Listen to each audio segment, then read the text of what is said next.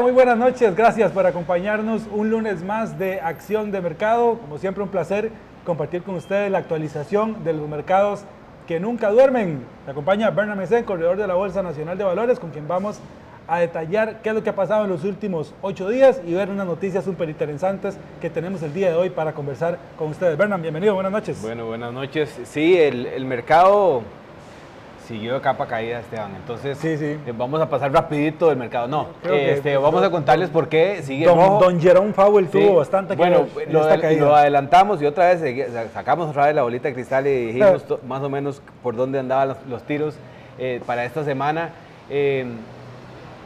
Tenemos celebración de cumpleaños de uno de los mayores inversionistas del mundo. Así es. Esta semana tuvo cumpleaños del señor Warren Buffett, entonces vamos a contarles quién es ese señor. ¿Quién es Warren Buffett y por qué es tan famoso? ¿Verdad? Sí, exacto. Después también... Odiados por algunos también. Algunos no lo quieren mucho. Algunos los criptolovers lo tienen en la lista de los más odiados porque el señor no es muy amante de las criptomonedas. Hablando de criptomonedas, y bueno, y el mundo de blockchain, vamos a tener la visita del gerente de marca de Cervecería Costa Rica que nos va a contar una campaña que hicieron sobre NFTs. NFTs, sí, bloque interesantísimo. Sí, y que muy importante, los raímos porque efectivamente no todo en criptomonedas tiene que ver con inversiones. Exactamente, sí. La tecnología como tal, ¿verdad? No todo tiene que ser inversiones. O hacerse millonario de la noche a la mañana o ese montón de cuentos chinos por ahí que andan dando vueltas. Bueno, y es muy importante para que veamos la diferencia entre precio y valor, porque hemos sido críticos del precio, pero siempre hemos dicho lo bueno, el valor de las cosas. Y creo que ahí lo vamos a poder identificar. Así es. Pero bueno, una semana entonces en rojo, rojísimo. Los mercados se vieron bastante golpeados. Y en parte además eso tiene que ver muchísimo con lo que pasó el viernes de la semana, pasada, que hablábamos del discurso que se dio en Jackson Hole por parte de Jerome Powell en ese cónclave de los bancos centrales que se hace ahí por invitación de la Reserva Federal. Y pues bueno, esta semana el S&P 500, que pueden verlo ahí en su pantalla, una caída del 3,29, igualmente Dow Jones 2,99 y el Nasdaq 4,21, para hablar de los tres principales índices. Muestra clarísima que el mercado pues tuvo una semana muy complicada. Sí, una semana complicada que de alguna manera genera incertidumbre en esa dinámica de mercado complicado. Pues quería compartirles una pequeña anécdota que me encontré esta semana, porque la gente cuando se pone nerviosa pues recurre siempre a sus mentores. Sí. Y una de las voces importantes del mercado es el señor Peter Lynch, un antiguo gestor de fondos de inversión muy famoso, que ha escrito un montón de libros de bolsa. Y él dice que tenía una táctica para determinar en qué momento del mercado estábamos y utilizaba la teoría del cóctel. Ajá. Entonces dice que cuando él lo invitaban a un cóctel, generalmente llegaba a la mesa y la gente pregunta, como que se preguntan en la mesa, ¿y usted a qué se dedica? ¿Verdad? Entonces cuando él decía que se dedicaba a hacer gestión de portafolios, a ser agente de bolsa o corredor de bolsa, y que si el mercado estaba muy mal, que muy probablemente la gente se iba de la mesa y no hablaba del tema, ¿verdad? Si habían habido caídas muy importantes, el tema como que pasaba desapercibido, ¿verdad? Entonces ya él identificaba, si la gente se iba, el mercado está caído, ¿verdad? Ajá. Dice que si él decía eso y se quedaban con él conversando y le preguntaban algo, un poquito, pero le preguntaban algo, muy probablemente habían habido unas subidas de una semana, 2 semanas y digamos que algo había repuntado al mercado. Que si la gente escuchaba que él era agente y se reunía a la mesa y comenzaba a preguntarle en qué invertir, sí. Muy probablemente el mercado estaba subiendo bastante bien o tenía una subida, digamos, de algunos meses, pero que si en vez de que la gente llegaba a la mesa a preguntarle, la gente llegaba a la mesa a decirle en qué invertir, le decían a él en qué invertir, cuando todos los que estaban alrededor le decían en qué invertir, sabía que el mercado estaba en máximos y que era momento de vender. Entonces, un poco sacando la experiencia y con la situación del mercado actual, decía el interlocutor de la historia, haciendo digamos, relación con la historia de Peter Lynch, que nos devolvemos un poco lo que muy probablemente vamos a hablar con el tema Warren Buffett. Claro. A veces la euforia es la peor enemiga y el miedo es nuestro mejor amigo. Hemos sido consecuentes en las últimas semanas de no tirar ni alarmas ni campanas al aire en ninguna de las dos posiciones. Exacto. El mercado está complejo y un poco la explicación sale a la luz desde el discurso de Jackson Hole, pero principalmente, aunque la inquietud en este momento es si la realidad de la economía es que vamos a tener inflaciones altas, sostenidas y no crecimiento, y más bien caigamos al tema. Sí, de hecho, bueno, aparte del discurso y lo que ha hablado don Jerome Powell, tiene que ver con un término medio cruzado de recesión con crecimiento, ¿verdad? Que ahí es donde vamos a hablar, porque básicamente está hablando de una estanflación. Sí. Por eso ahora, en el término de la semana, van a escuchar de qué se trata la estanflación, pero bueno, vamos a ver, una recesión básicamente es el decrecimiento en 2 periodos consecutivos. Entonces, una recesión con crecimiento, como que algo no está calzando, ¿verdad? Sí. Pero creo que es mucho de esa semántica que se está utilizando para no poner en alerta a tanta gente o para que los mercados, para no asustar tanto, para no generar pánico en los mercados. Pero vamos a ver, y aquí hay que ser claros, y esto nosotros inclusive desde que teníamos el programa en el formato anterior, estamos hablando hace más de un año que lo hablamos, cuando veíamos los crecimientos que habían habido en 2020 2021, mucho se especulaba en ese momento, y creo que ahora casi que se ha confirmado, era por la inyección de dinero que se estaba haciendo por el tema de la pandemia. Entonces los crecimientos que se veían no estaban sustentados en un crecimiento real de los negocios de esas empresas, y que eso en algún momento tenía que corregirse. Claro.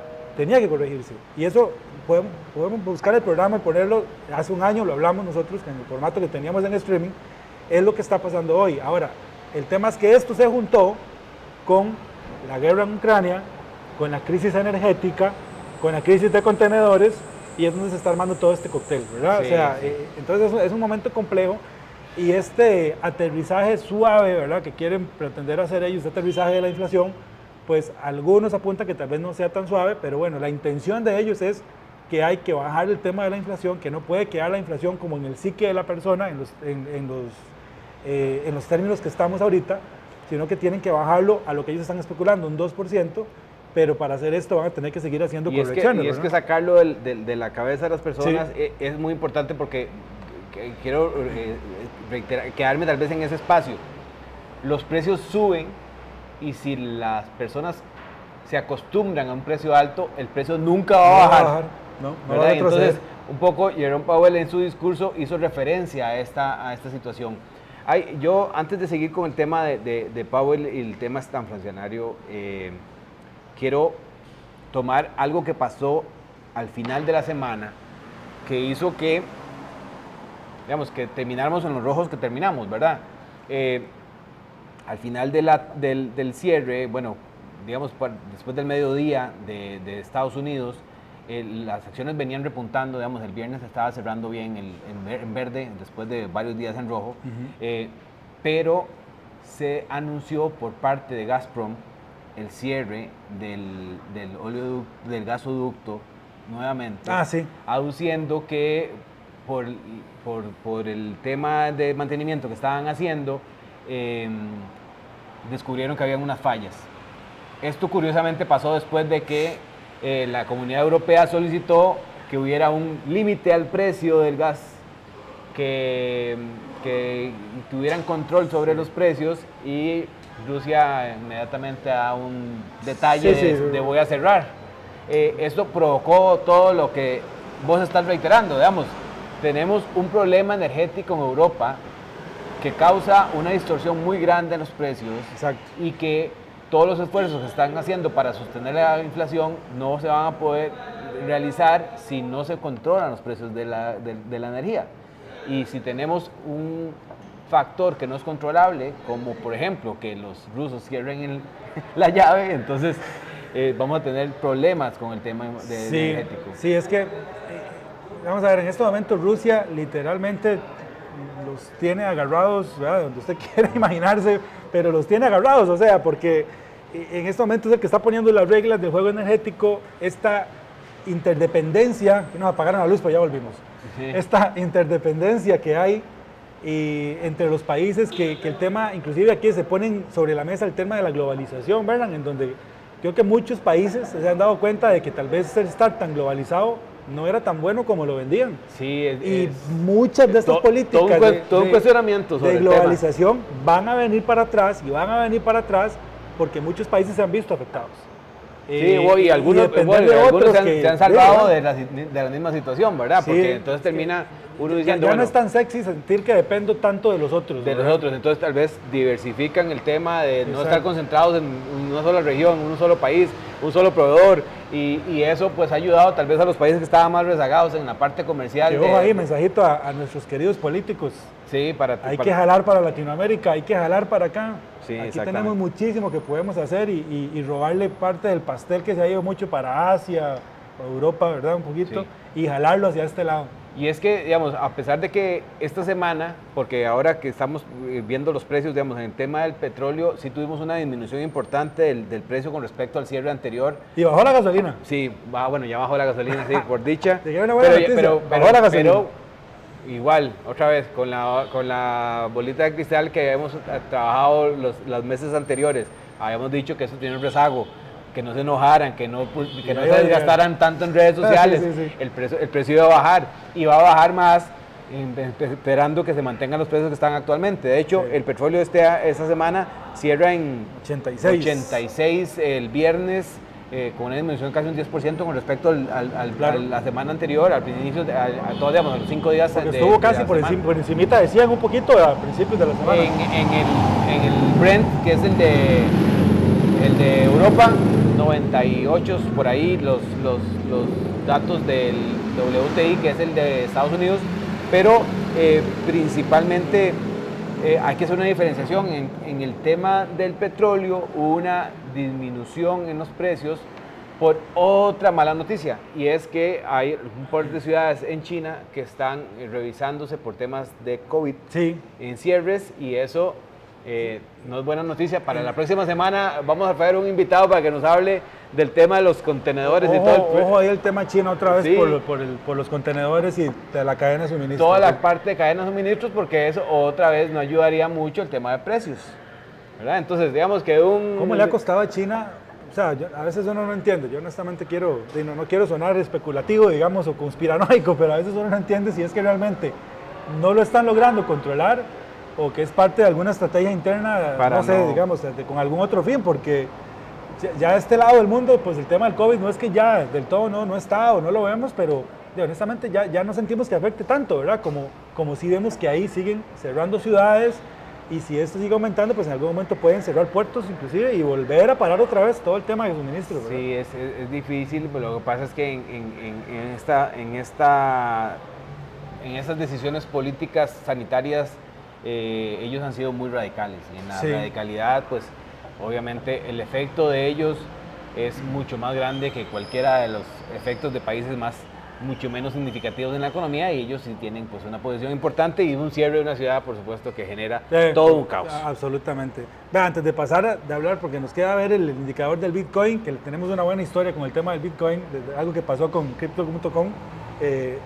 Vamos a hablar del tema del empleo en Estados Unidos. ¿Por qué es importante? Porque, bueno, claramente es uno de los indicadores de cómo está la economía. De hecho, fue el dato que hizo que el viernes volviéramos un poquito en verde. Exacto. Un poquito en verde, y después termina Gazprom echando todo el esfuerzo a la borda en cuestión de horas. Pero el tema del empleo era muy importante. Sí, bueno, básicamente 132,000 nuevos empleos en agosto.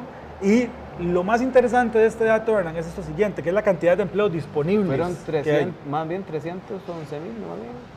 Y yo tenía 132,000, pero bueno, ya, si no, aquí le ponemos un cintillo, le ponemos yo creo que sí, digamos, creo que más bien estaban esperando 300 y llegaron a 311, pero igual el dato más significativo. Fue un buen dato de empleo, bueno, sí, fue un dato bueno de que están poniendo, o sea, que el tema del desempleo está bien en Estados Unidos. Pero aquí hay un dato interesante, que es la cantidad de empleos disponibles que tienen. Hay una gran cantidad de empleos disponibles que duplica por encima lo que está la cantidad de personas desempleadas, pero la gente no quiere trabajar. Sí, esa parte. La gente no quiere trabajar, y esto, o sea, aparte de ser curioso, es algo como sociedad que tenemos que empezar a revisar, porque nos está pasando factura, y si no dejamos que esto o si dejamos que esto se salga de control, de verdad creemos que nosotros mismos nos estamos haciendo la zancadilla como sociedad. Y es que hay varios efectos. Primero, el efecto red social, ¿verdad? Como que la gente está sumida aquí mucho en su mundo. Redes sociales y efecto post-pandemia. Sí, la gente no quiere volver a la oficina. Eso yo creo que la gran mayoría... Sí, eso es algo, digamos, que se metió mucho en la colectividad, el trabajar desde casa o de lugares donde no tenga que estar como encerrado en cuatro paredes y pueda tener como más libertad. Pero eso tal vez no es tanto el problema, ¿verdad? Porque digamos que se está trabajando. Sí. El problema son los trabajos que la gente definitivamente no quiere hacer. Por ejemplo, mucho está pasando con temas de camareros, pero ahora que estamos en un restaurante, pues está pasando mucho en Estados Unidos que las personas no quieren trabajar como camareros o no quieren tener trabajos en donde el ingreso no es tan sustancial como para decir, y por lo menos para poder alimentar a mi familia. No, y muy probablemente lo que va a pasar es que terminen muchos de nuestros coterráneos visitando Estados Unidos como ilegales y trabajando en Estados Unidos en los trabajos. Exacto.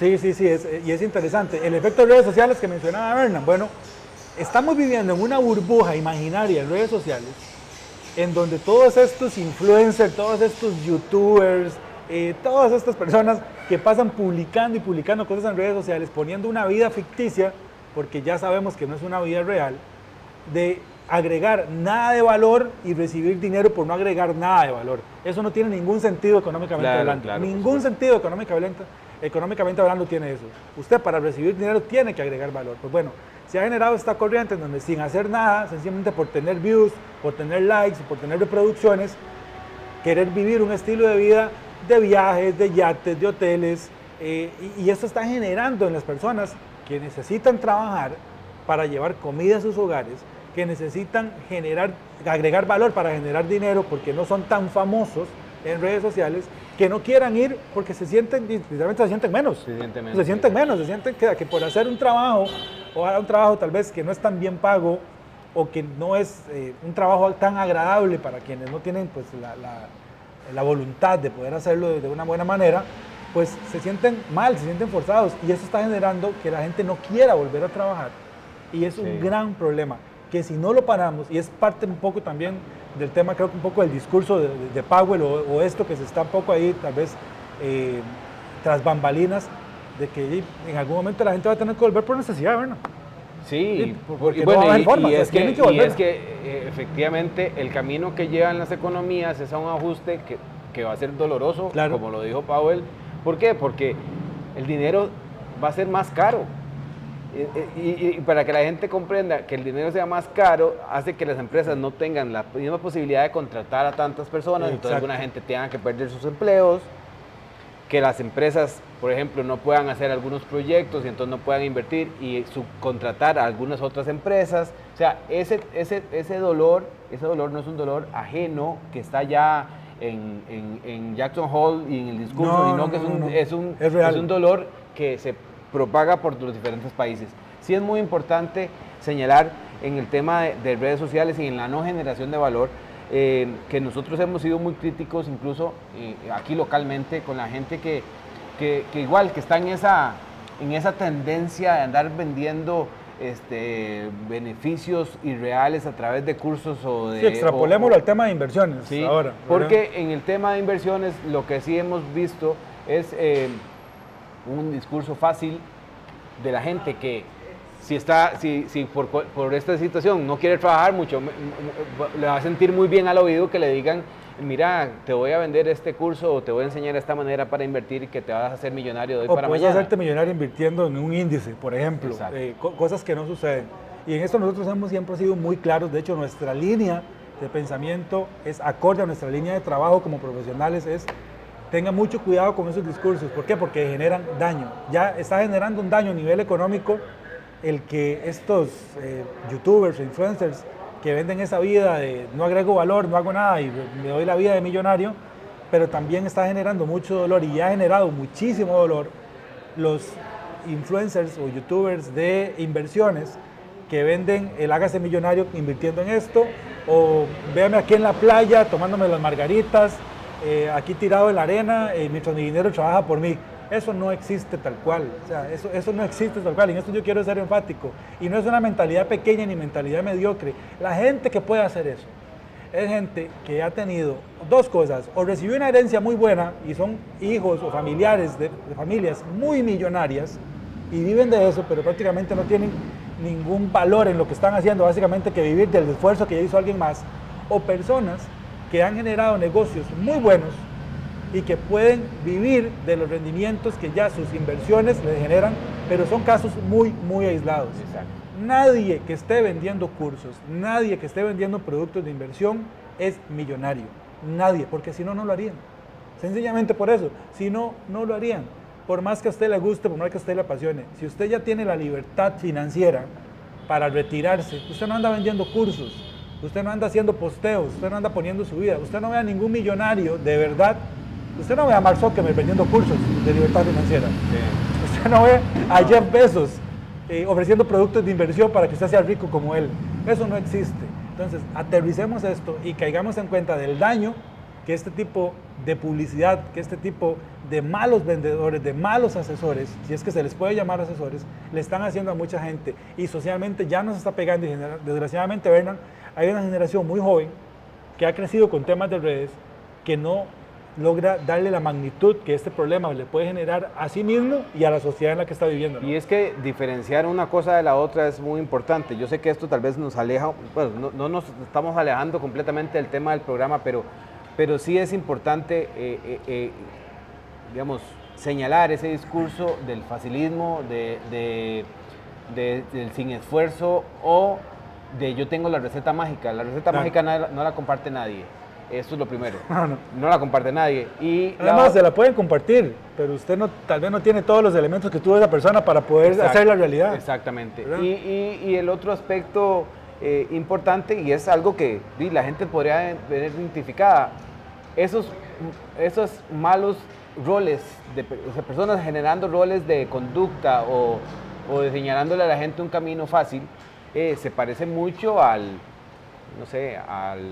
la narconovela y hacerme yo seguidor de una persona que de un pronto a otro se hizo millonario vendiendo drogas. O sea, esa parte no funciona así y yo creo que es muy importante que nosotros comencemos a educarnos en cuanto, por lo menos en el tema que nosotros nos atañe en la parte de inversiones, educarnos de cómo hacerlo bien. Exacto. Y creo que deberemos de hacer incluso nosotros mismos el compromiso ya formal de comenzar a hacer nuestros propios proyectos para poderles alcanzar a todos ustedes una educación real con respecto a cómo invertir, a cómo manejar el dinero. Le prometo que Esteban no va a hacer videos en el Kilimanjaro ni en la marina, y por más que me los pidan, no voy a hacer videos saliendo sin camisa ahí, ofreciendo inversiones, porque no, eso, cuando usted vea eso, aléjese de eso, porque nadie que se respete a sí mismo, de verdad, y lo digo con todo el respeto, pero nadie que se respete a sí mismo como profesional de las finanzas, vende así. Sinceramente nadie vende así. Usted no va a ver nunca a Warren Buffett o a ningún gestor de portafolios de Wall Street, ninguna persona que se respete en temas de inversiones vendiendo así. ¿Por qué? Porque no necesitan y porque las inversiones no son eso es otra cosa. Ahora sí, Bernan, hablemos del Bitcoin, que bueno, bajó del umbral de los 20,000, al menos con el dato del cierre del viernes, en 19,887, y pues básicamente manteniendo un comportamiento normal como el mercado, ¿no? Estuvo el Bitcoin, lo que sí está es como acostumbrándose a los 20,000, ¿verdad? Sí, ya tiene ratito de estar ahí en ese rango. Es un tema, digamos, de algún nivel de preocupación para el sector, como lo habíamos dicho en programas anteriores, el sector de minería está preocupado por ese dato.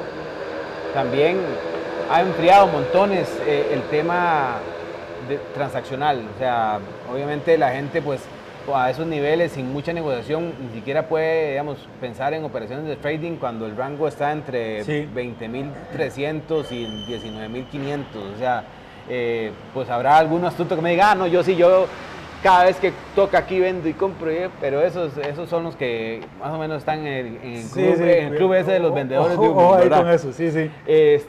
Pero sí es muy importante y bien lo adelantaba. Hay una historia buenísima. Sí, esta semana. En las criptos. Esta semana, Crypto.com, en la sede de, creo que fue la de Australia. Fue en Australia, sí.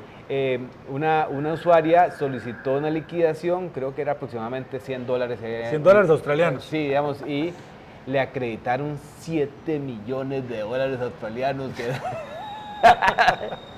La señora agarró la plata y se compró una casa de 5 cuartos, le dio a la plata a la hija. Esos errores que cometen los bancos, ¿verdad? Algunos tal vez le ha pasado, obviamente no en esa magnitud de que le depositan algún dinero de más, ¿verdad? Un dedazo, finalmente pues mucho del dinero que hay hoy día son números de un ordenador, de un número más, y le cayó a la cuenta.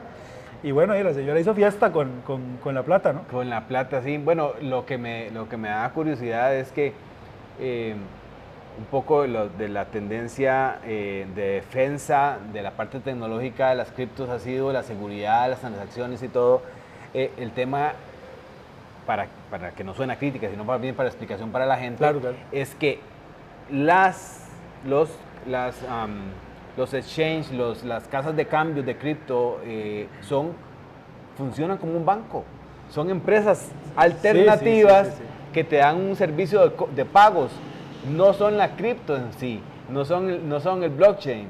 Y entonces puede haber un error de estos para que no se asusten y no piensen que es que eso no podía pasar en el mundo cripto. Pues sí puede pasar, ¿verdad? Puede pasar, ya la señora ahí está disfrutando de su casa, ya me imagino que tendrá sus abogados cada una de las empresas involucradas. De hecho, bueno, ya Crypto.com le logró a nivel judicial que le lograran embargar bienes de los dineros que compró, porque aquí sí, pues el sistema con todo su peso, ¿verdad? Sí, claro. El sistema supuesto. Con todo su peso, así que una muestra más de que cada vez están el mundo cripto más cerca del mundo fiduciario a nivel de manejo y aquí a nivel de regulación, que inclusive estuvimos escuchando, ¿verdad? Ahí esta semana unos convivios que están haciendo a nivel de Latinoamérica del tema de criptomonedas y pues básicamente la tendencia es esa, ¿verdad? Sí, o sea, el discurso es, entre más se acerque a la regulación, más posibilidades de estabilización va a tener. Y es muy curioso porque me devuelve algunas épocas de los haters, ¿verdad? De aquellos que no nos querían porque nosotros les decíamos pero que... ya no nos escriben. No, ya no, por supuesto que no. Pero sí es muy interesante porque eso es parte de la formación. Nosotros hace, creo que poco más de un año, insistíamos en este mismo programa que lo mejor que le podía pasar a las criptos era la regulación. La regulación, claro. Y nos decían hasta lo que nos íbamos a morir que eso no había nacido para que lo regulara nadie y esto y lo otro. Y yo entiendo la parte, digamos, de la esencia anárquica del sistema, sí. pero que al final, si queremos realmente generar posibilidad de que esto genere transacciones, pues necesitamos tener alguien que lo controle, ¿verdad? Y cada vez es más los casos, Bernard, de estafas que se hacen por medio de criptos, de temas criminales que se camuflan dentro del mundo cripto, con lo cual cada vez es más claro que el tema de regulación pues bueno, va a tener que llegar y es el camino que las criptomonedas están tomando y lo que les va a dar como esa solvencia para poder establecerse ya como medio de pago fiable y como un activo de inversión que la gente pues pueda tomar más regularmente. Sí, nada más creo hacer una recapitulación de la semana bastante roja, ya sí. Bien lo vimos, índices 3-4% abajo, los más significativos de Estados Unidos y así si nos vamos a Europa, Asia, vamos a tener la misma historia. Asia empezó con una buena noticia desde el viernes pasado, hubo un acuerdo entre el gobierno chino y el gobierno de Estados Unidos o los reguladores estadounidenses la posibilidad de que las empresas chinas fueran auditadas por auditores externos. Correcto. Algo sí. Que no se podía, que tenían 10 años de estar negociando, o sea, con el gobierno chino no se negocia, ellos imponen o quitan. Eso le dio un respiro a algunas de las empresas chinas que han tenido pérdidas inmensas en el último año. Desde el tiempo de aquellas restricciones. Pregúntele a Didi. Pregúntele a Didi, ¿cómo le fue? Pregúntele a Jack Ma, a ver dónde está. y un poco la dinámica de esto es que ayuda a evitar una regulación que había impuesto el expresidente Trump sobre la obligación de que si las empresas chinas querían cotizar en la bolsa estadounidense, tenían que necesariamente presentar las contabilidades como lo pedían el gobierno, las reglas en Estados Unidos, y como no había posibilidad de que hubiera una valoración externa, una auditoría externa, entonces estaban incumpliendo.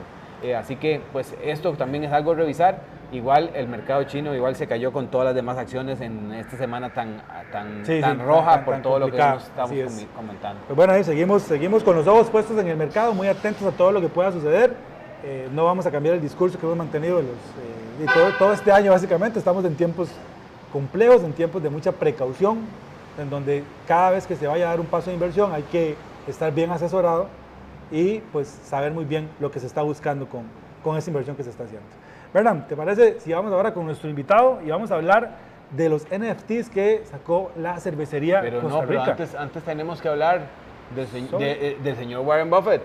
Ah, bueno, perdón. Porque antes de que nos cuenten tenemos que celebrar junto con el señor Buffett los 92 años. Así que veamos un poco de quién es este señor tan icónico en el mundo de las inversiones y volvemos con este tema.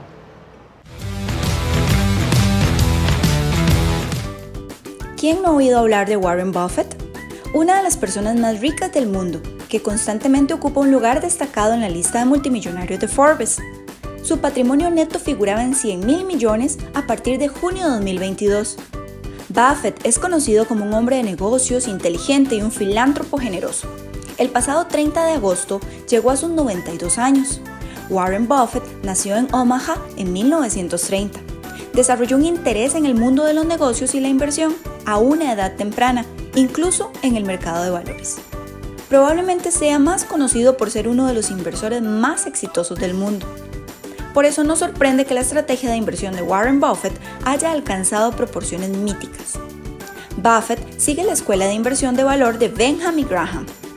Los inversores de valor buscan valores con precios injustificadamente bajos en función de su valor intrínseco. Al igual que los cazadores de gangas, el inversor de valor busca acciones que el mercado cree que están infravaloradas o acciones que son valiosas pero que la mayoría de los demás compradores no reconocen. Buffett lleva este enfoque de inversión de valor a otro nivel. Como probablemente haya notado, el estilo de inversión de Buffett es como el estilo de compra de un cazador de gangas. Refleja una actitud práctica y realista. Buffett mantiene esta actitud en otras áreas de su vida. No vive en una casa enorme, no colecciona autos y no toma una limusina para ir al trabajo.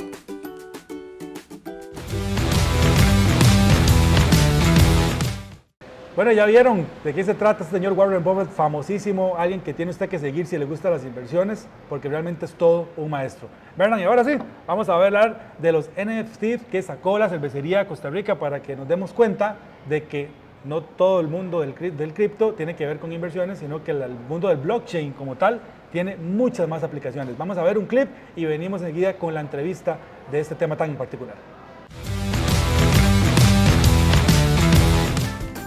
Imperial, la cerveza de Costa Rica, se convirtió en la primera marca comercial del país en crear una colección de NFTs, los cuales se entregarán a 15 ganadores que completen una serie de actividades. En total, son 15 diseños únicos, los cuales permitirán a los ganadores poseer una pieza de arte digital única y convertirse en accionistas de la colección. Un token no fungible, o NFT por sus siglas en inglés, es un activo digital encriptado, un tipo especial de token criptográfico que representa algo único en el mercado. Repasemos el valor de la tecnología blockchain y aprendamos qué usos valiosos nos da. Como pudieron ver en el clip, la cervecería Costa Rica nos acercó al mundo de los NFTs con su marca icónica Imperial. Aquí tenemos al gerente de marca de Imperial para que nos cuente un poco de qué se trata.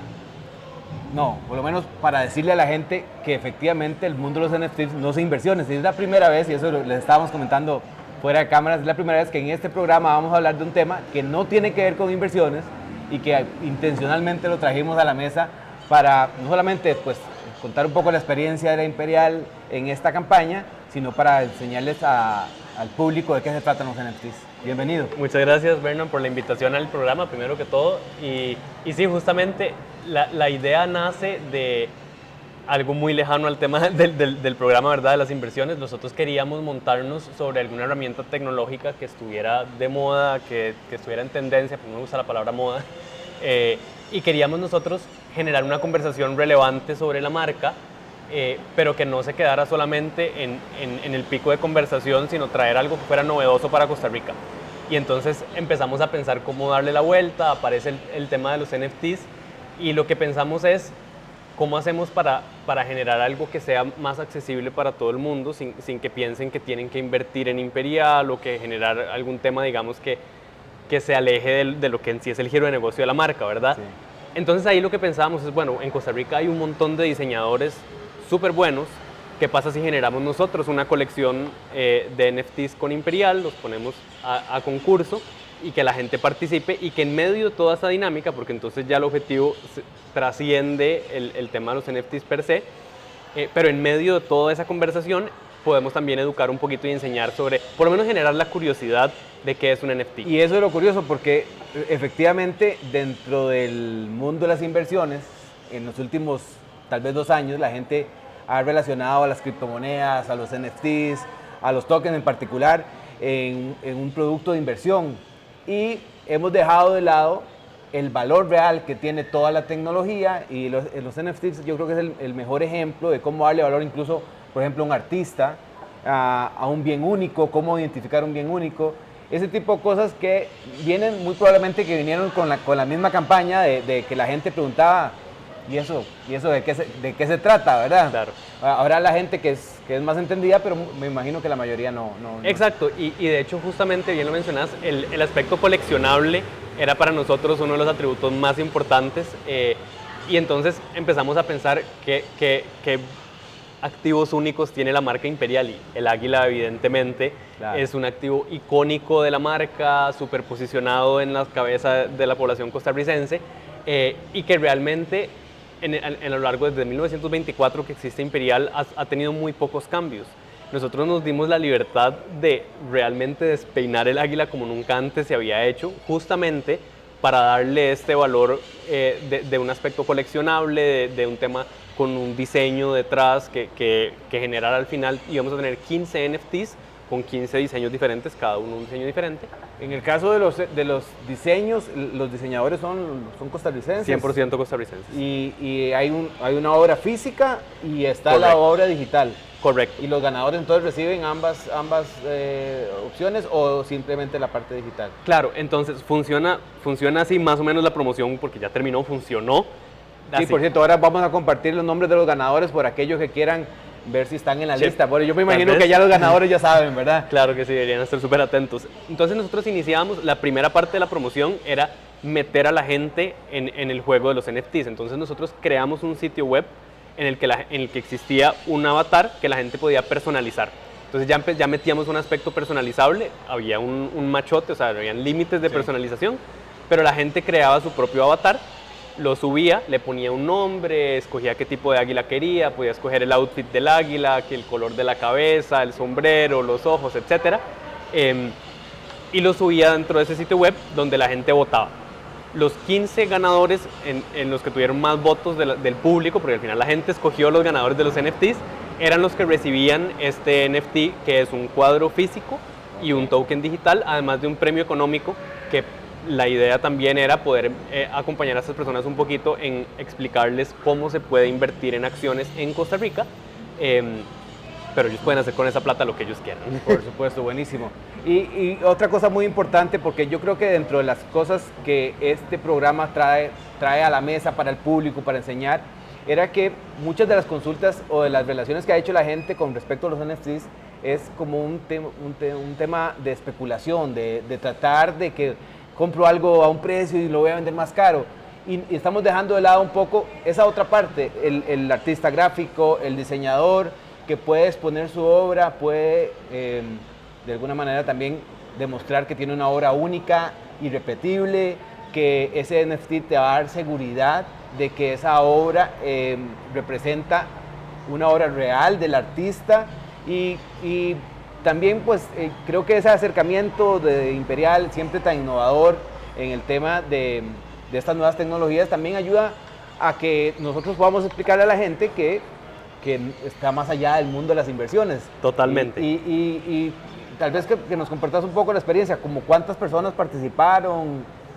Bueno, eso fue súper interesante porque realmente superamos todas las métricas que nos habíamos planteado y realmente no sabíamos cómo nos iba a ir porque nunca nos habíamos metido en un tema, digamos, tan ajeno a la marca. Claro. El objetivo principal era generar conversación y se generó muchísima conversación. Al final tuvimos casi 20,000 personas, usuarios únicos registrados en la página, más de 400,000 personas que emitieron votos. Entonces realmente, y el alcance que obtuvimos en términos de impresiones, tuvimos más de 260,000 impresiones no pagadas de personas que realmente les pareció un tema relevante, les pareció un tema interesante y empezaron a generar conversación sobre eso.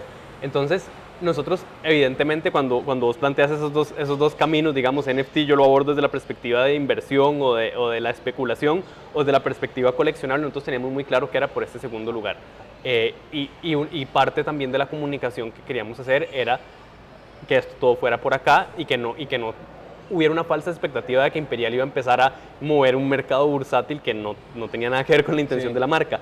Inclusive cuando hicimos el lanzamiento con prensa, con algunos líderes de opinión, tomamos un bar en Escalante Suntra y lo vestimos como si fuera una galería de arte. Entonces llegaron los artistas que diseñaron los cuadros estaban exhibidos súper chiva. Entonces todo era para generar una conversación, pero en medio de esa conversación pues evidentemente estaban los NFTs. Y en esa experiencia no se ha valorado la posibilidad de, no sé, qué sé yo, hacer fan token de cervecería o cosas de ese tipo, o algún token, un NFT que da algún valor adicional como usuario, porque, bueno, la experiencia, les decía que un poco de la explicación de esta sección que no es inversión, es decirle a la gente que ese producto que se ha utilizado como inversión en los últimos meses tiene muchos más usos, ¿verdad? Entonces, y le decía lo de los fan tokens porque el año anterior se hizo famoso que muchos de los equipos de fútbol mundiales, de fútbol de otras latitudes, tuvieran sus tokens y con eso te dieran acceso a, qué sé yo, comentar sobre los jugadores o acceso al camerino. Y como cervecería y Imperial no es una marca, pues por supuesto que es una marca muy cercana para la mayoría de costarricenses, pues identificarse o tener un token particular de cervecería podría ser una opción adicional en el futuro. Totalmente. No voy a hacer spoilers, Okay. pero sí te voy a responder. Realmente nosotros sí estamos muy atentos a las tendencias y a lo que está sucediendo en el resto del mundo desde la perspectiva tecnológica. No somos ajenos a todo lo que está sucediendo detrás de blockchain, etc.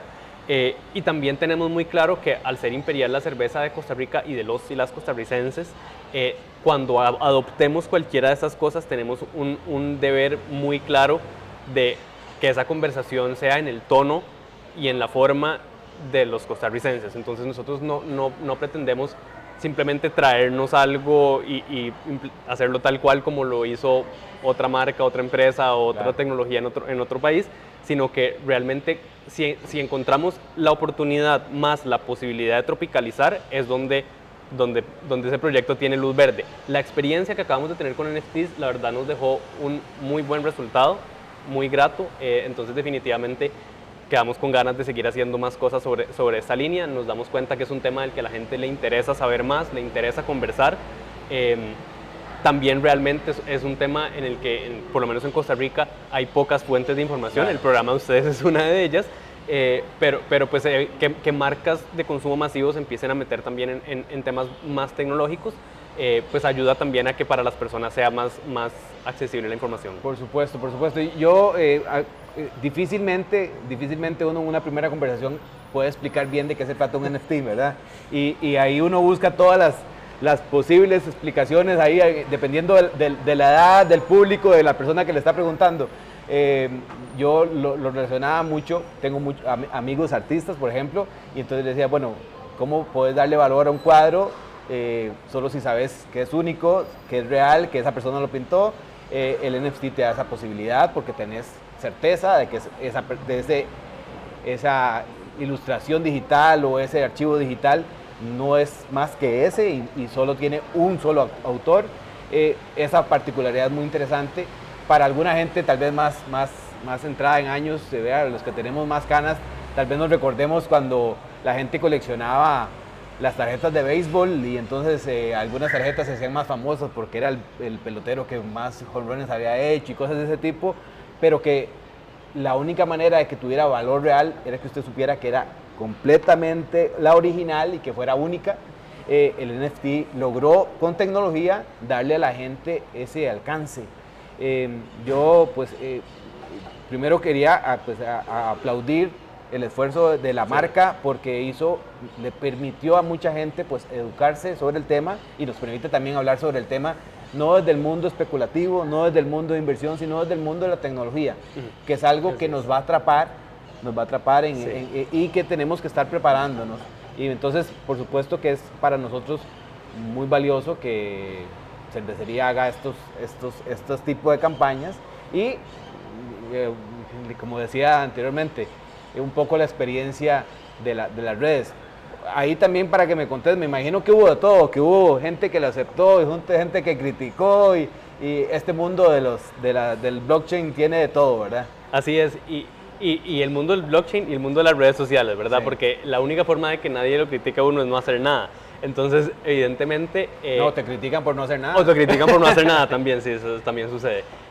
Nosotros, Imperial, desde 1924 ha sido una marca que ha traído tendencia en Costa Rica, en su portafolio, en sus campañas, en sus experiencias, y hoy en día la tecnología viene a ser un punto de contacto más con los consumidores y con las personas, y no nos queremos quedar atrás en ese punto de contacto. Entonces definitivamente la oportunidad estaba, el activo de la marca tenía todas las características relevantes para poder vivir dentro de los NFTs. Y justo por esa característica innovadora de Imperial fue que quisimos tomar el riesgo de hacerlo. La verdad es que la respuesta a nivel general fue muy positiva. Tuvimos una gran cantidad, una mayoría aplastante de comentarios positivos. Por supuesto que también hubo comentarios negativos y siempre hubo gente que, ¿por qué Imperial se está metiendo en esto? Se habló mucho, por ejemplo, del tema que vos comentabas, ¿verdad? El tema de los NFTs y la especulación y eso ya está, el mercado crashó, no sé qué, y no era la ejecución que nosotros estábamos buscando, sino otra de las formas en las cuales se puede que es muy importante esa parte que la gente siempre ha relacionado que las criptomonedas o los NFTs en particular solo tienen valor porque yo lo compro hoy y mañana lo vendo más caro. Claro. Y me devuelvo al concepto de valor. El valor de esto es permitirte a vos tener un artículo único. Sí. Y eso, pues puede ser que valga $1 o que valga $100 y esa no es la relevancia. El precio es una cuestión secundaria que obviamente de la gente que está en la parte especulativa y tratando de ganar dinero, pues me dirá que esto no tiene ni pies ni cabeza, pero el valor de la tecnología realmente lo que nosotros hemos querido siempre rescatar y alejarlo un poco del tema de las inversiones y de la especulación para que realmente pues pueda la gente entender. Lo que sí estuve viendo son las 15 águilas ahí, los cuadros sí los vi en tamaño real, muy interesante. No sé si va a haber alguna otra temporada ya seguimos con los spoilers, ¿verdad? A ver si va a haber alguna otra temporada de NFTs o si alguna de las otras marcas está interesada en seguir la tendencia. Mira, en este momento, por lo menos por lo que queda de este año, no. O sea, esta fue la campaña de este año de cara Imperial. Ojalá que más marcas se quieran sumar sobre el tema. Realmente creo que solo le hace bien al país como todo, a la economía, a tener más información, etcétera, etcétera.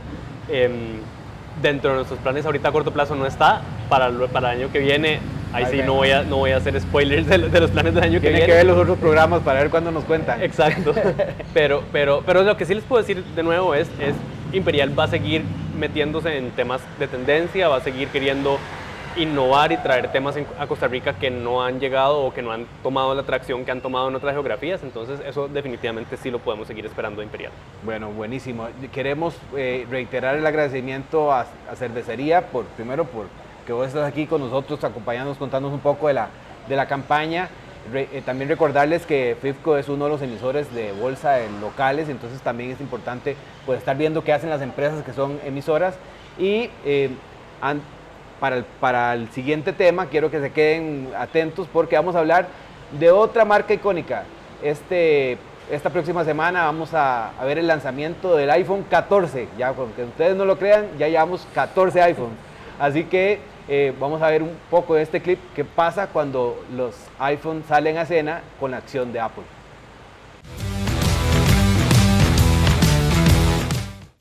el próximo catalizador para las acciones de Apple podría ser su evento de lanzamiento de productos de otoño, programado para el 7 de septiembre. Los analistas dicen que Apple presentará sus teléfonos inteligentes de la serie iPhone 14 y los relojes inteligentes Apple Watch Serie 8 en el evento. Con la maduración del negocio del iPhone, los inversores se preguntan cuál será el próximo gran motor de crecimiento para las acciones de Apple. Últimamente, dos negocios han dado un impulso a las ventas y las ganancias de Apple: los servicios y los dispositivos portátiles. En el trimestre de junio, los ingresos por servicios de Apple aumentaron un 12% interanual hasta los $19.600 millones. Los servicios incluyen App Store, Apple Care, iCloud, Apple Pay, Apple Music, Apple TV Plus, Apple Arcade y otras ofertas. Bueno, y como pudieron ver, se viene un nuevo lanzamiento del iPhone. Vamos ya por el iPhone 14, ¿verdad? ¿Hasta dónde iremos a llegar? Inclusive, hasta por un tema de branding, se seguirá manteniendo el nombre del iPhone y van a cambiar en algún momento este icónico producto, ¿verdad? Que ha sido tan representativo. Empezaron con el iPod y luego el iPhone llegó y se robó todas las luces y ya vamos por el lanzamiento 14. Imagínense, sí, ahora que estaba yo con el muchacho de cervecería, le estaba diciendo que ya vamos por el 14, aunque ustedes no lo crean, ¿verdad? Aunque entre uno y otro a veces no hay ni tanta diferencia. No, sí, lo que pasa es que sí hay alguna cosa importante, digamos. Obviamente hablamos de iPhone y no es que nos vamos a dedicar a vender iPhone, ¿verdad? Pero Dave, Apple es una de las empresas icónicas del mundo, claro, por supuesto. Y iPhone es casi un 50% de las ventas. De sus ventas. Sí. Entonces, lo que pase con el iPhone va a pasar indudablemente con la acción.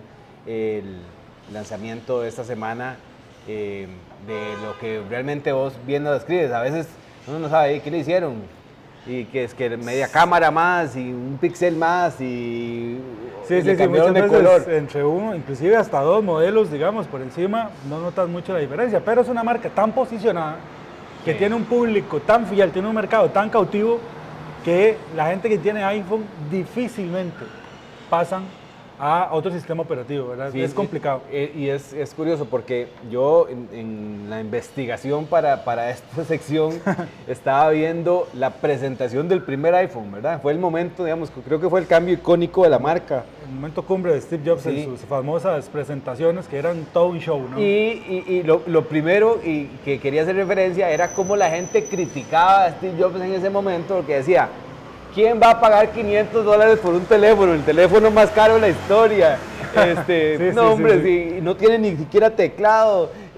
Bueno. Recordar que en ese momento quien dominaba el mercado era BlackBerry. Sí, exactamente. Y el BlackBerry era, a nivel de ejecutivos, era algo, o sea, un ejecutivo de Wall Street, de cualquier industria en Estados Unidos, era andar con su BlackBerry y su lapicerito, ¿verdad? Que tenía, porque para manejar correos electrónicos y todo esto. Y el iPhone, mucha de la crítica era esa que vos decís, ¿verdad? O sea, no tiene ni teclado, ¿cómo se va a manipular? Y era carísimo. Carísimo. ¿Verdad? Y bueno, ¿y quién es hoy BlackBerry? Sí, exactamente. ¿Y quién es iPhone? Bueno, ¿Quién es Apple, y eso nos recuerda, claro. Hemos hablado en los últimos programas de cómo las tendencias van cambiando y cómo las marcas aparecen y desaparecen, ¿verdad? Sin embargo, 14 iPhone después, lo que podemos decir es que para Apple fue realmente un cambio radical desde esa presentación del iPhone, del primer iPhone, y que muchas de las dudas en adelante es, realmente cuando presenta resultados Apple, las primeras cuestiones que se revisan es cuántas ventas de iPhone hay, si hay proyecciones de cuántas ventas van a haber, de que si hay problemas con las fabricaciones. Acordémonos que muchos de estos teléfonos se fabrican en China, y entonces si hubo problemas de abastecimiento de los componentes. Y los chips también, ¿no? Exactamente. Toda esta parte técnica domina a algo que para nosotros no deja de ser interesante cómo se posicionó el iPhone dentro de una tendencia que ahorita pues uno podría identificar competidores. Las marcas chinas como Huawei. Es que, vamos a ver, vos decías 2007. Hay que ver todo lo que ha pasado en 2007 acá en marcas, Xiaomi, Huawei, que se ha metido. Sí, bueno, y antes estaba Samsung todavía. Sí. Unos han entrado, ya se fueron, como el G, que ya salió del tema celular. pero hay competencia muy fuerte. Lo interesante de estas marcas y de este tipo de empresas, ¿verdad?, es cómo logran en el tiempo mantenerse, cómo tienden tanto su negocio, que logran, a pesar de que tal vez los que no somos tan amantes de la marca, podemos decir, bueno, pero yo veo que los productos son muy similares o casi los mismos, pero quienes están dentro y son fanáticos de la marca, los pagan. Eso me recuerda a algunos fanáticos que conocemos nosotros, sí, ¿verdad?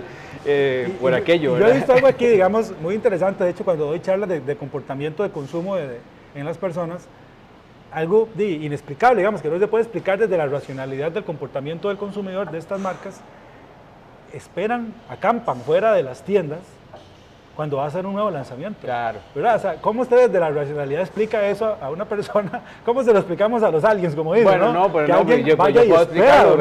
Esta semana anterior, en Punta Arenas dormían afuera de Lito Pérez para ir a ver al Deportivo Saprissa contra Punta Arenas. El fútbol tiene esa particularidad por un evento en particular, exactamente. Pero, o sea, de verdad, es interesante ver cómo estas marcas se meten tanto en la psique de las personas, forman tanto de su vida, de su estatus social, que personas profesionales, o sea, no estamos hablando de personas profesionales que sacan permiso en su trabajo, o algunos trabajarán desde la acera, me imagino, para esperar 1, 2, 3 días ahí mientras sale el lanzamiento para ser los primeros en que lo tengan. Entonces, imagínate el valor, ¿verdad? Que finalmente las acciones, mucho es por el valor que tiene la empresa, cuánto valor le agrega a la persona que tiene la marca como tal. De hecho, desde el nacimiento del iPhone, la empresa ha llegado al $1 billón, a 1.000 millones de dólares, a $2 billones, a $3 billones, ¿verdad? O sea, ha sido increíble. De hecho, la empresa... Fue la primera en 2020, la primera que llegó a $2 billones. $2 billones. Y a enero de este año ya estaba llegando a los 3. Sí. Obviamente con la caída del semestre ya no estamos en niveles de 3 billones, ¿verdad? Pero mucho tiene que ver con ese aparato que resultó no ser un teléfono sin su uso ni caro. Bueno, sí es bastante costoso, digamos, pensando. Lo que pasa es que la herramienta, por lo menos el teléfono, y no estoy hablando solamente del iPhone, sino el teléfono en particular, se convirtió en una pequeña oficina para la gran mayoría de las personas en el mundo, ¿verdad? Tenés comunicación, correos, video, todo en un solo aparato, y uno entendería que Apple, en su tendencia siempre de buscar la mejor de la tecnología, pues pegó un batacazo con el tema del iPhone, y por eso es que... literalmente cambió el mundo, ¿verdad? Sí, cambió el mundo, o sea, cambió el mundo que conocemos hoy día. Sin ese invento propiamente no fuera un mundo muy diferente. Sí. Ha sido el propulsor de muchas más nuevas tecnologías, de un desarrollo económico mayor, de mayor conectividad, de mayor agilidad. Conocemos personas, vos y yo sé que las personas que nos siguen también, que básicamente su oficina es su iPhone o su iPad, ¿verdad? O sea, para algo un poquito más grande, pero sí, básicamente ese invento cambió el mundo, y esta empresa como tal se ha seguido posicionando enormemente. Ha tenido sus altibajos. Por ejemplo, hace un tiempo tuvo un encontronazo en Europa, que es donde tiene como un poquito más de resistencia. Exactamente, por el tema de los cargadores, ¿verdad? Sí. Por el tema de los cargadores, y ahora también el puerto del cargador también, que la clase C, que le llaman, o el tipo C, que es, perdón, la clase C es el Mercedes, sí. El tipo C, que para que sea uniforme, porque claramente dentro de su negocio estaba teniendo como sus cargadores particulares que no eran compatibles con otros celulares. Y es que eso ha sido una tendencia de Apple, en torno al iPhone. Exacto. Hay un montón de... Es un ecosistema, ¿no? Sí, es un montón de ingresos de capital, de ventas adicionadas. Está la Apple Store, están todos los instrumentos alrededor, y uno se da cuenta que efectivamente pasó de ser un experimento a ser la estrella, ¿verdad? Y entonces sí. El lanzamiento del 14, o hasta dónde iremos a llegar, es la duda seguramente la mayoría que nos está viendo. El tema es que pues estamos a la espera de cuál va a ser el desempeño de este nuevo iPhone, que realmente qué trae diferente. De hecho, algunas de las críticas que le han hecho a la marca es después del fallecimiento de Steve Jobs, como que están dándole vueltas sobre lo mismo que él dejó, ¿verdad? Básicamente trabajan sobre la misma base que él creó, pero realmente invenciones tal cual no las hay como sí lo hubo en la época donde estuvo él, ¿verdad? Que estuvo, primero el iPod, que fue una revolución, después el iPhone, después el iPad, pero después de ahí hemos venido sobre lo mismo. O sea, Sí. le quitamos, le ponemos, lo hacemos más grande, más pequeño, más delgadito, con las puntas curveadas o no, o sea, pero básicamente el aparato es el mismo. Creo que una de las críticas a la marca ha sido esa, que tal vez les ha faltado seguir innovando en cosas distintas, Sí, cosas diferentes. para este lanzamiento se está especulando la posibilidad de que lancen como un sistema como de arrendamiento de equipo, ¿verdad? Digamos, algún tema como de suscripción para el cambio del equipo, porque una de las dudas que hay en estos momentos, y obviamente lo hemos visto en los otros temas que hemos tocado en el día, tiene que ver con esa situación económica más apremiante y que Sí. la gente, pues, qué sé yo, se haya quedado con el iPhone 13 y no esté pensando en cambiar por el 14 tan rápidamente como lo hacían otros años, ¿verdad? Sí, de hecho es una estadística que están cambiando más lentamente la gente, o sea, como que ya no cambia año a año, o sea, o modelo a modelo, sino que se espera uno o dos modelos más para volver a cambiar, entonces está queriendo que variar un poquito su negocio, porque ya la gente, y estamos en una situación financiera compleja, que podría llegar a ser un poquito más complejo ahora en el cierre de año, con la gente pues ya teniendo un poquito menos de ingreso, que eso es una discusión que podríamos tener si la gente está consumiendo con su dinero o está girando más deuda para poder consumir, Sí. ¿verdad? Que es como parte de las interrogantes que están en este momento sobre el mercado. Pero sí la métrica de las ventas del iPhone claramente es una muy buena métrica de cómo está la economía, porque no es un producto tan accesible, y si ya la gama de personas de ese ingreso que puede accesar a esos tipos de dispositivos deja de hacerlo, claramente es un indicador de que pues está bajando el ingreso medio en las personas.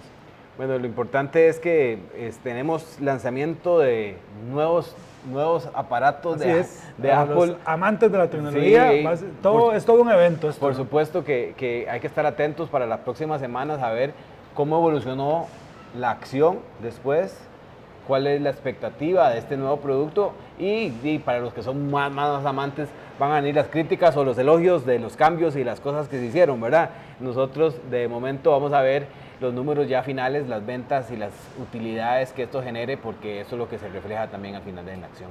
Así es, estaremos muy atentos al lanzamiento del iPhone 14 ya. Si usted quiere sentirse viejo, recuerde cuando salió el primero. Imagínese. Y ya vamos con el 14. Está bien. Bueno, Hernán, ¿te parece si vamos con el término de la semana? Antes explicábamos un poquito cuando hablábamos de este discurso un poco camaleónico del señor Jerome Powell, hablábamos del término de estanflación. Bueno, vamos a verlo en el término de la semana para que lo conozcan más a detalle y aprendan junto con nosotros de qué es lo que se refiere el término de estanflación aplicado a la economía.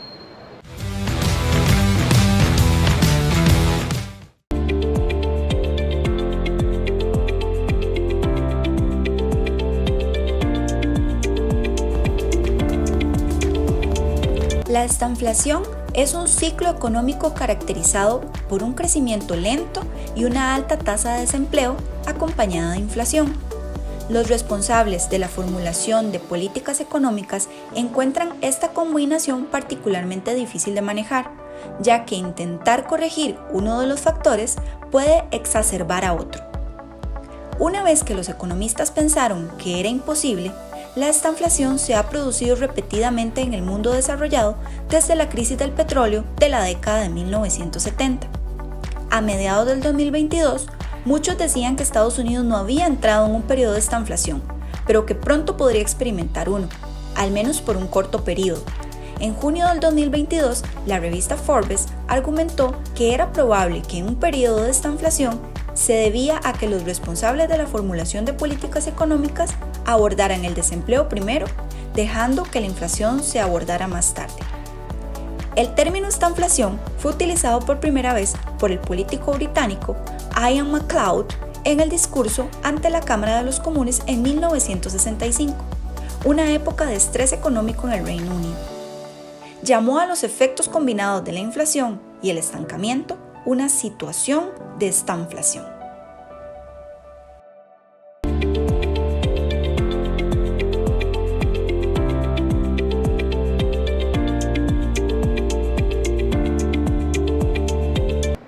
Y ahí tuvieron el término de la semana, estanflación, algo que muy probablemente vamos a estar hablando en programas posteriores, así que ya usted sabe este término a qué es lo que se refiere. Y bueno, Hernán, se nos fue una semana más, un programa más, bastante cargado, muchísima información. y esperando tal vez que los mercados respiren un poquito estos próximos 8 días. Vamos a ver si el iPhone 14 nos Sí, ayuda iPhone para 14. que suba, si el señor Buffett nos ayuda también un poco con sus consejos y como retomando la historia del señor Lynch, vamos a hacer la teoría del cóctel, a ver cómo nos va. A ver cómo nos va.